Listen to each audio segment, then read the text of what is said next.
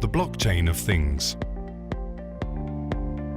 Joshua Ellul, University of Malta.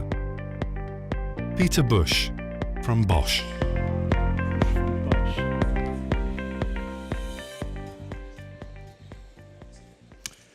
Good morning, everyone. So we're going to talk about the blockchain of things, which is essentially the integration of the Internet of Things with blockchain.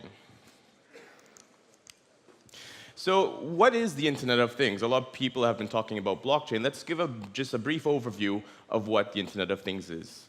It's all about enhancing our day-to-day lives, creating a more efficient process for the everyday user by integrating computational devices into products and services without these users even knowing that these computational devices are there. And where are they used? They're used in all sorts of different places, from smart homes to event monitoring, to environmental monitoring, to smart healthcare, to games. So we're really now starting to see these devices integrating into many different application domains in the real world. And we all know what blockchain and smart contracts are. Blockchain and smart contracts allow for verifiability of enforceable digital processes, and obviously in a decentralized manner.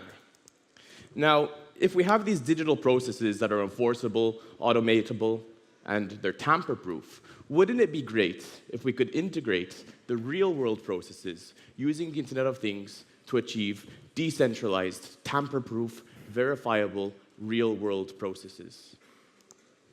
And if we look at the typical hardware that's used in the Internet of Things, we're talking about certain devices that are more computationally powerful, which can actually interact with the blockchain, but we're also talking about resource-constrained devices that cannot interact with the blockchain.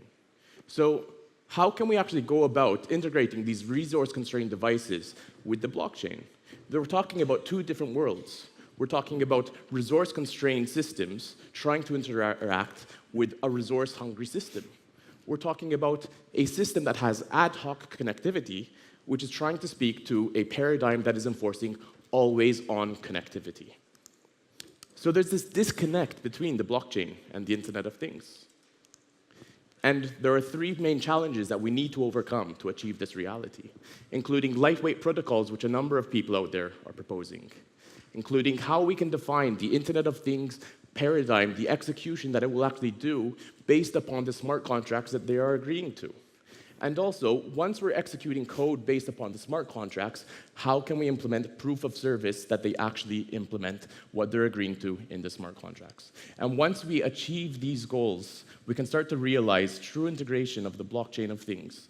And this is exactly where we want to be. And Peter Busch will talk about a particular use case on mobility in the blockchain of things. Thank you very much. Thanks, Peter. Okay. Just for all of you who really do not know what Bosch is, we are a small company in the IoT space. And if you look at the numbers here, that could be quite impressive. And just what I want to mention here is that we are not only doing automotive stuff, we're doing a lot of stuff in the industrial technology, energy and building, and consumer good and security stuff. So what does that mean? We are really, really in the field of Internet of Things in the future. So this is our big vision. So, and when it comes to the Internet of Things, we talk about billions of connected devices. And these devices generate data. And this data really enables new products, new business models. But on the other side, you have smart contracts and the distributed ledger technology, which are coming up. And so from that point of view, we have a completely new world. When you talk about the Internet, which we have to do with data, we talk now of the Internet of values. So what does that happen? What does it mean for our Internet of Things vision from Bosch? We call that an economy of things. So devices will not only communicate, they will make business with each other. So this is very, very interesting. They have to communicate with other to certain protocols. However, we need to understand what the distributed ledger technology holds for us here in that case. And there's another one very interesting thing, since Bosch works together with the biggest automakers in the world. And they're telling us how do we do our autonomous driving ideas on the road. So we have here autonomous cars, which are legal entities in the future, because they decide for themselves. So this very, very interesting thing, maybe AI related as well, but however, they need to exchange values, not only data. Yeah? So let me talk a little bit about our use case that we have here. One very, very interesting thing is where we start learning with distributed ledger technology was the odometer fraud use case. This is coming to the market, so we're talking about real products here, not only proof of concepts. We take all the mileage from the odometers, verify them, is this the real mileage from the cars, because we have the complete system expertise from the car, so we do exactly know, is this a real number coming right now at this date at that location from the odometer, put it somewhere in the blockchain, and then later on when we want to sell that car again, the buyer can really be sure this car has really that mileage. Because what we found out, we have like 6 to 8 billion euros of fraud loss in every year, only in Germany. So because of cars which see nicely and have 20,000 kilometers on it, but in reality they have like 150,000. Yeah? So lots of stuff is happening. You wouldn't imagine how much there's happening there.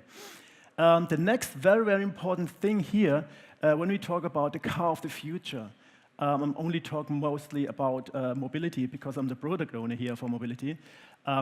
Safe software updates. When you talk about software in the car, we have these days more than like 200,000 lines of code.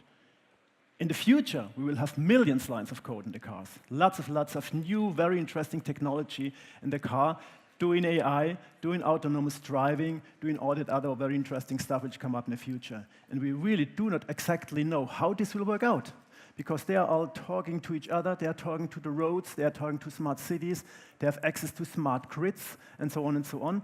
And so we need updates. And as you can imagine, when you sit at your PC and you get all the time updates, everything, you can't work. Do you want to have that in the car? Yeah? So that's what we have to talk about. And here we talk about new models in distributed ledger which can help us here. Because the first step will be documenting exactly what software, to what time, to what component in the car will come in your car. And does it really make sense? Is it safe? That's the most priority, highest priority for us. Is it really safe? And document that. And this is the first point that the government and the regulatories will really allow to do this on the road, if we are really documented what is happening. The next thing here is really what we're after is the fair data markets of the future. And this is really the hidden agenda that we as Bosch have. Yeah? Because we're talking here about data usage. Who owns the data? Is it Google, Amazon, Facebook who owns the data? No. Yeah? In the future, what really is very important for us, we see a new bright future that every entity who is generating data is owning that data. Yeah? So that really, the car, the person, the house, the heating system can sell its data to the environment, has its own EU wallet, for example, is immutable, and maybe no one can interfere with that. And really, we want a little bit have an alternative approach to these GAFA monopolistic platforms out there. They won't disappear, of course. We need them, that's for sure. However, there are several use cases where you as individual do not want to have your data used as it is used today. And when we come to these very, very interesting new models of the future, and the new technologies which are out there, then really we need to come up with new ideas. A decentralized market would be really a very good first step in that case. I think we're quite soon with the time. Thank you very much. Thank you.